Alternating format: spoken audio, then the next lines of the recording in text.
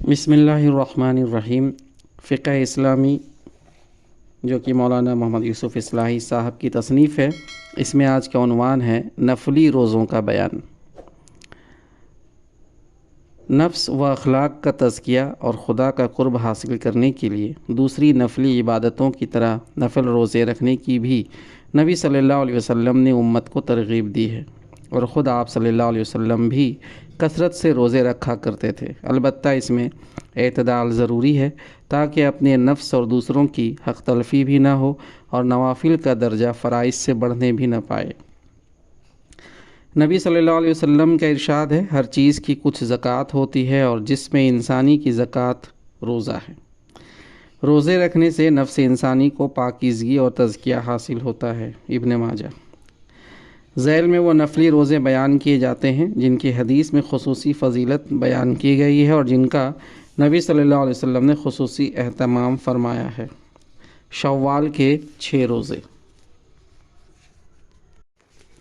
शव्वाल के 6 रोज़े उर्फ़ आम में इनको शश ईद के रोज़े कहते हैं। हदीस में इन रोज़ों की बड़ी फ़जीलत आई है। नबी सल्लल्लाहु अलैहि वसल्लम ने फरमाया, जिस शख्स ने रमज़ान के रोज़े रखे फिर उसके बाद उसने शव्वाल में 6 रोज़े रखे तो इसने गोया हमेशा के रोज़े रखे।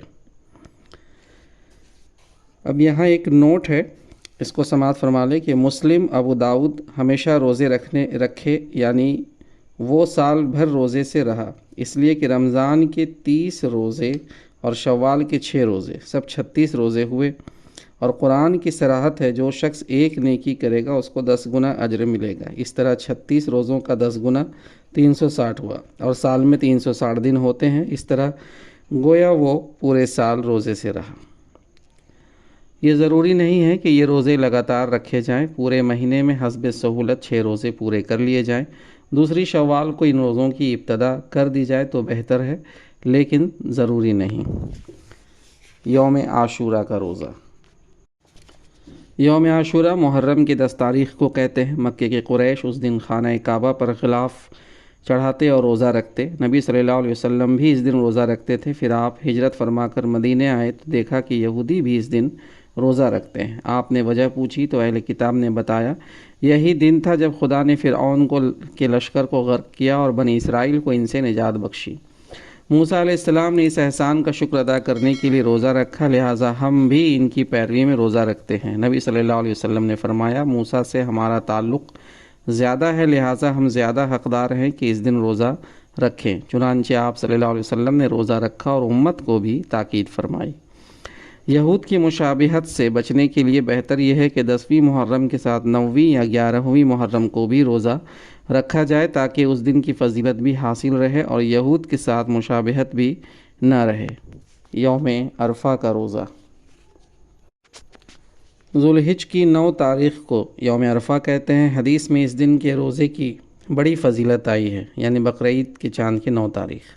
नबी सल्लल्लाहु अलैहि वसल्लम यौम अरफा के रोज़े का बड़ा एहतमाम फरमाते थे। यौम अरफा के पहले 8 दिनों के रोज़ों का भी बड़ा अजर व सवाब है। नबी सल्लल्लाहु अलैहि वसल्लम का इरशाद है, दिनों में से किसी दिन की इबादत भी अल्लाह को इतनी पसंद नहीं है जितनी ज़ुल्हिज के इब्तदाई अशरे की। इस अशरे के हर दिन का रोज़ा साल भर के रोज़ों के बराबर है और इस अशरे में हर रात के नवाफिल की वही फ़जीलत है जो शब क़द्र के नवाफिल की फ़जीलत है।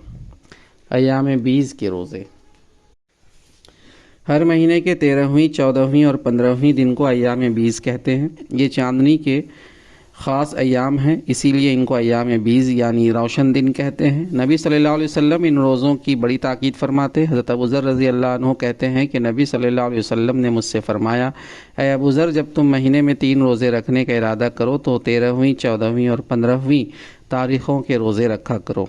हज़रत क़तादा बिन मलहान कहते हैं कि नबी सल्लल्लाहु अलैहि वसल्लम हमें हुक्म फरमाते थे कि हम अय्याम बीज़ यानी 13, 14 और 15 तारीख़ों के रोज़े रखा करें और फरमाते, ये 3 रोज़े रखना साल भर रोज़े रखने के बराबर है। अबू दाऊद, नसाई। महीने में 3 रोज़े के हिसाब से एक साल के 36 रोज़े हुए और कुरान पाक में ये सराहत है कि हर नेकी का बदला 10 गुना अता किया जाता है। इस तरह 36 का 10 गुना 360 बनता है और साल के दिन 360 होते हैं। तो जिस शख्स ने हर महीने के 3 रोज़े रखे वो गोया साल भर रोज़े से रहा। व आखिर दावाना अनिल हम्दुलिल्लाहि रब्बिल आलमीन।